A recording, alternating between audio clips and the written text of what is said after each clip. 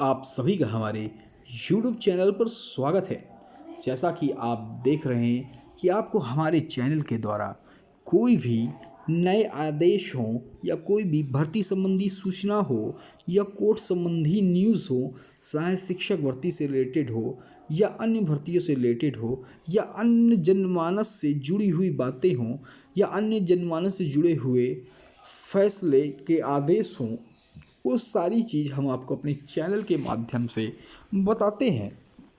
जो भी भाई बहन चैनल पे नए हैं और जिन्होंने चैनल को सब्सक्राइब नहीं किया, सबसे पहले जाकर वो सब्सक्राइब बटन दबा दें। सब्सक्राइब बटन आपके बगल में ब्लैक कलर का दिख रहा है, उसके बाद बेल आइकन दबा दें। उसके बाद चैनल को लाइक एंड शेयर ज़रूर कर दें, जिससे ये खबरें और भी तक पहुंच सके। तो देखिए क्या है खबर। यहाँ पे आप देख सकते हैं ये न्यूज़ जो है हिंदुस्तान समाचार के द्वारा निकाली गई है। यहाँ पे आप देख सकते हैं धोखाधड़ी करने वाला नहीं कराएगा 420, अब बदल गई हत्या की धारा, 3 नए कानूनों की खास बातों पर डालेंगे एक नज़र। तो देखिए न्यू क्रिमिनल लॉस, नया आपराधिक कानून 1 जुलाई से अब लागू होने वाला है। संसद के शीतकालीन सत्र में इन तीनों कानूनों को पास किया गया था। इन तीनों कानूनों के लागू होने से भारत की न्याय प्रणाली दुनिया की सबसे आधुनिक न्याय प्रणाली होगी। इन नए प्रस्तावित कानूनों में कई खूबियां हैं और इसे विशेषकर अपराध पीड़ित को ध्यान पर रखकर बनाया गया है। आप यहाँ पे देख सकते हैं 3 नए क्रिमिनल लॉ जो कि 1 जुलाई से लागू होने वाले हैं। गृह मंत्रालय ने आपराधिक भारतीय न्याय संहिता, भारतीय नागरिक सुरक्षा संहिता और भारतीय साक्ष्य अधिनियम के लागू होने के संबंध में अधिसूचना जारी कर दी है। तीनों कानून अंग्रेजों के ज़माने में बनाए गए थे, जिसमें आईपीसी, सीआरपीसी और साक्ष्य कानून की जगह लेंगे। 1 जुलाई से विभिन्न धाराओं के लिए एफआईआर और कानून की धाराओं के तहत मामले दर्ज किए जाएंगे। तीनों कानूनों को पिछले 21 दिसंबर को संसद से मंजूरी मिल गई थी। नए कानूनों को लागू होने के बाद आतंकवाद से जुड़े मामलों में गैर कानूनी गतिविधियां रोकथाम कानून यूएपीए के अलावा भारतीय न्याय संहिता और भारतीय नागरिक और सीआरपीसी कानूनों में इसका कोई प्रावधान नहीं था। इसी तरह मॉब लिंचिंग पर भी पहली बार अपराध की श्रेणी में आ जाएगा। 3 नए कानूनों की खास बातों पर एक नज़र। तो आईपीसी में 511 धाराएं थी, जबकि इसकी जगह लाई गई भारतीय न्याय संहिता में 358 धाराएं हैं। सीआरपीसी में 484 धाराएं थी और इसकी जगह लाई गई भारतीय नागरिक सुरक्षा संहिता में 531 धाराएं हैं। साक्ष्य अधिनियम में 166 धाराएं थी, जबकि भारतीय साक्ष्य अधिनियम में 170 धाराएं हैं। इसी तरह आईपीसी की धारा 302, पहले आईपीसी की धारा 302 जो हत्या के मामले में सजा दिए जाने वाला प्रावधान है, हालांकि अब नए कानूनों में हत्या की धारा अब 101 होगी।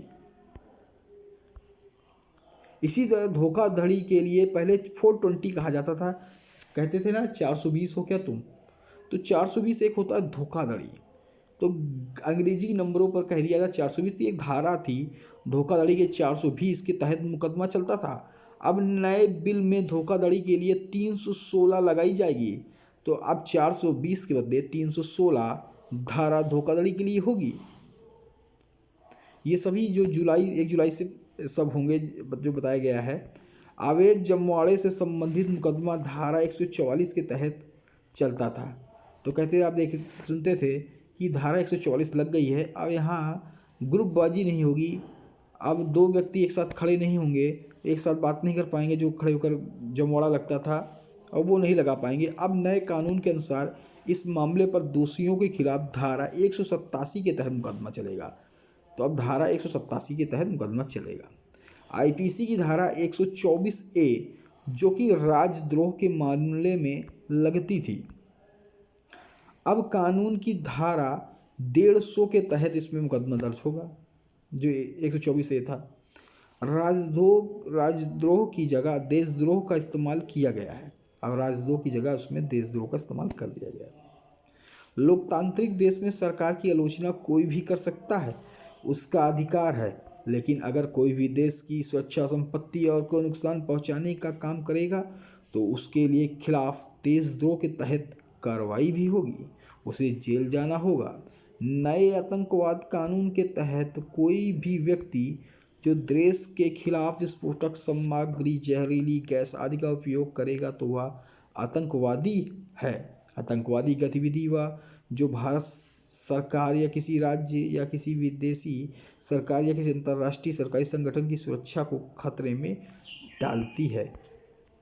भारत से बाहर छिपा आरोपित यदि 90 दिन के भीतर अदालत में उपस्थित नहीं होता है तो उसकी अनुपस्थिति के बावजूद उस पर मुकदमा चलेगा, अनुपस्थिति के बावजूद भी चलेगा, और अभियोजन के लिए एक लोक अभियोजक की भी नियुक्ति की जाएगी।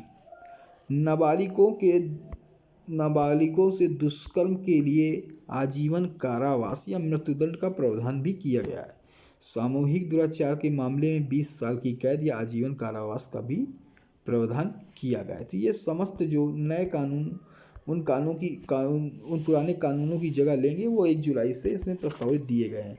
ऐसी सभी न्यूज़ और इन्फॉर्मेशन के लिए अगर आपने चैनल को सब्सक्राइब नहीं किया, सब्सक्राइब कर बेल आइकन दबा दीजिए, जिससे आपको सूचना नोटिफिकेशन मिलती रहे। जय हिंद, जय भारत, धन्यवाद। फिर मिलेंगे नई खबरों के साथ, ठीक है। क्योंकि ऐसी जो अपडेट खबरें रहती हैं वो आप सभी के लिए महत्वपूर्ण होती हैं, और हमारे चैनल के द्वारा कोई भी ऐसी खबर हो, चाहे वो भर्ती संबंधी हो या आप सभी के लिए या आम जनमानस के लिए या जो भी व्यूअर्स देखता है उसके लिए उपयोगी भी साबित हो सकती है। क्योंकि यहाँ पे जो भी खबरें होती हैं ये न्यूज़पेपरों के द्वारा दी जाती हैं या अन्य जो भी खबरें इफ़ेक्टिव होती हैं वही आपके सामने समकक्ष लाई जाती हैं। तो आशा करते हैं जो भी भाई बहन चैनल पे नए हैं, फिर से मैं कहूँगा, जिन्होंने अभी तक चैनल को सब्सक्राइब नहीं किया है, चैनल को लाइक नहीं किया है, वो जाकर सबसे पहले चैनल को लाइक, सब्सक्राइब, शेयर ज़रूर कर दें, जिससे बेल आइकन ज़रूर दबा, जिससे आपको खबरें मिलती रह। जय हिंद, जय भारत, धन्यवाद।